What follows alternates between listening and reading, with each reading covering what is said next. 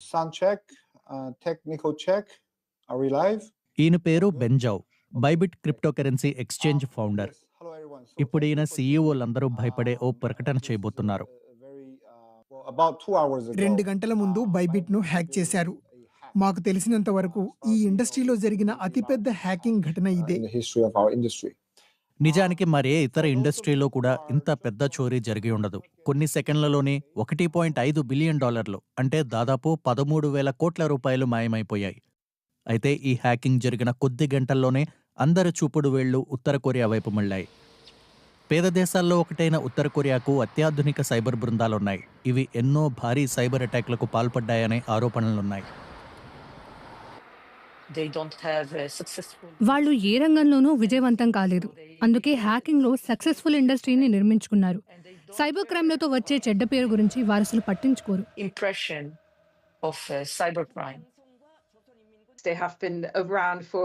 వాళ్ళు గత 15 ఏళ్లుగా ఇదే పనిలో ఉన్నారు.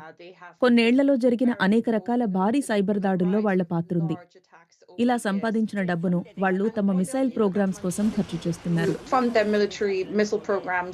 కానీ బైబిట్ హ్యాకింగ్ ఘటన ముందు గతంలో జరిగిన చోరీలన్నీ దిగదుడిపే. అసలు వాళ్ళు దీన్ని ఎలా చేయగలిగారు? అన్ని క్రిప్టో ఎక్స్చేంజ్లానే బైబిట్లోనూ హాట్ వ్యాలెట్లని పిలిచే వాటిలో క్రిప్టో కాయిన్లు అమ్మకానికి ఎక్స్చేంజ్కు రెడీగా ఉన్నాయి. హాట్ వ్యాలెట్లలో ఇవి తక్కువగా ఉన్నప్పుడు అతి పెద్ద రిజర్వ్ పాట్ నుంచి మరిన్ని క్రిప్టో కాయిన్లను బయటికి తీసి ఆఫ్లైన్లో అత్యధిక భద్రత కలిగి ఉండే డిజిటల్ వ్యాలెట్లోకి తరలిస్తారు. ఇలా అవి హ్యాకర్ల బారిన పడకుండా చూస్తారు. కానీ సైబర్ నేరగాళ్లకు ఈ సంగతి తెలుసు. అందుకే వాళ్ళు బైబిట్ తన కోల్డ్ వ్యాలెట్ల నుంచి కాయిన్లను తరలించడానికి ఉపయోగించే సేఫ్ వ్యాలెట్ కంపెనీని టార్గెట్ చేశారు. ఇథేరియం కాయిన్ల అతి పెద్ద ట్రాన్స్ఫర్ కోసం సిద్ధంగా ఉన్న బైబిట్ కు అంతా మామూలుగానే కనిపించింది. కానీ కాయిన్లు చేరాల్సిన అడ్రస్ ను సీక్రెట్ గా మార్చేశారు హ్యాకర్లు.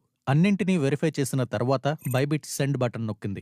ఏం జరుగుతుందో అర్థమయ్యేలోపే క్రిప్టో కాయిన్లన్నీ నేరగాళ్ల చేతుల్లోకి వెళ్లిపోయాయి. చోరీ జరిగిందని ధృవీకరించిన బైబిట్ కస్టమర్లెవరూ నష్టపోరని తెలిపింది. ఇప్పుడు తాము హ్యాకర్లపై యుద్ధం చేస్తున్నామని తెలిపింది. కాయిన్లను హ్యాకర్లు నగదుగా మార్చుకునే ప్రయత్నం చేస్తారు కాబట్టి ఈ డబ్బుని ఎవరైనా ట్రాక్ చేసి గుర్తిస్తే భారీ నగదు బహుమతి ఇస్తామని బైబిట్ ప్రకటించింది. 20 మంది వాలంటీర్లకు ఇప్పటికే $4 మిలియన్ డబ్బు బహుమతిగా లభించింది. కానీ వీళ్లు తలపడుతున్నది ఎంతో నైపుణ్యం ఉన్న ప్రత్యర్థులతో. ఇది బైబిట్ ఎక్స్చేంజ్ అనుకోండి. ఇది చోరీ అయిన డబ్బును సూచిస్తుంది. ఈ చోరీ జరిగినప్పటి నుంచి ఎలిప్టిక్ అనే క్రిప్టో ఇన్వెస్టిగేటర్ల బృందం ఆ డబ్బుని ట్రాక్ చేస్తోంది. అనేక ట్రాన్సాక్షన్ల ద్వారా వేరువేరు మార్గాల్లో ఈ ఫండ్స్ ను బదిలీ చేస్తున్నట్లు కనిపిస్తోంది. డబ్బు తరలిపోతున్న మార్గాన్ని ట్రాక్ చేయనివ్వకుండా కన్ఫ్యూజ్ చేయడానికి వాళ్ళు ప్రయత్నిస్తున్నారు. దాంతో ఫండ్స్ ను ట్రాక్ చేసి వాటిని స్వాధీనం చేసుకోవటం కష్టమవుతుంది. ఇదొక క్రిప్టో విస్ఫోటనంలా ఉంది కదా. వాళ్ళు చాలా అధునాతన నైపుణ్యంతో ఈ పని చేస్తున్నారు. క్రిప్టో కరెన్సీని అక్రమంగా తరలించే నేరగాళ్లందరిలోనూ ఉత్తర కొరియా వాళ్ళు ముందుంటారు.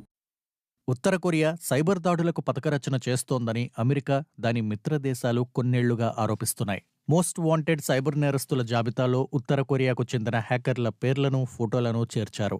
కానీ వాళ్లు తమ దేశం నుంచి బయటకు వస్తే తప్ప వారిని అరెస్టు చేయడం సాధ్యం కాదు.